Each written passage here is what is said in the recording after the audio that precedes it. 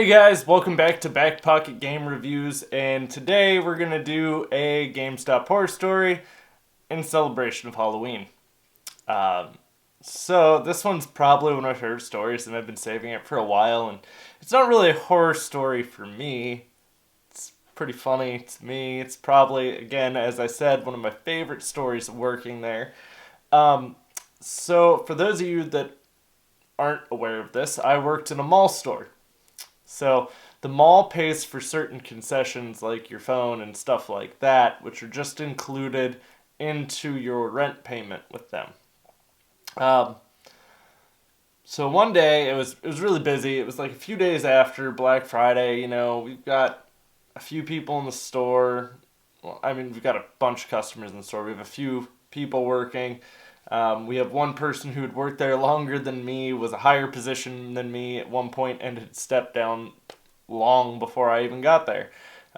He's still a pretty decent friend of mine. And so we started getting this prank call from this kid. The same kid, and I'll explain how I know that in a little bit. So first off, it starts off as you guys got Battletoads. Look, I grew up when Battletoads was a real thing. That joke's not funny to me. It's really not that funny to most people. Battletoads is a pretty good game. Pretty sweet. So I told him, yeah, I've got the one with the bad rash. For those that are Battletoad fans, you'll get that. But he kept calling back, and then he would progressively get more profane, telling me to, other things. So, poor kid. Didn't see it coming, but he continued to call back and continued to call back. And I told him, please stop. It's starting to get very frustrating. We have a decent amount of people in the store. Could you please stop? It was funny maybe the first time, which it wasn't. I was just trying to humor him and get him to stop. So he didn't. Well, my store had caller ID, and the kid didn't think to block his number. So I called his house. Turns out he was calling from his home phone, because apparently this kid didn't have a cell phone. So he didn't even think to block his number. But so I called his house, got his mother on the phone.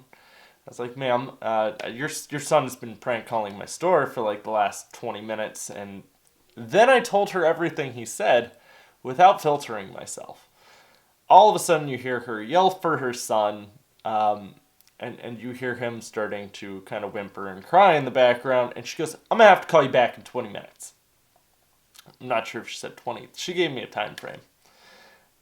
So a little bit later, I get a call back from that kid crying and whimpering, still going, I'm so sorry. I'll never prank call any store ever again, and yada yada. I'm so sorry. And I was just like, oh, I'm sorry. It was a bad day for me. We were really busy, and you decided to do this. As much as I wanted to feel bad, he got what he had coming to him.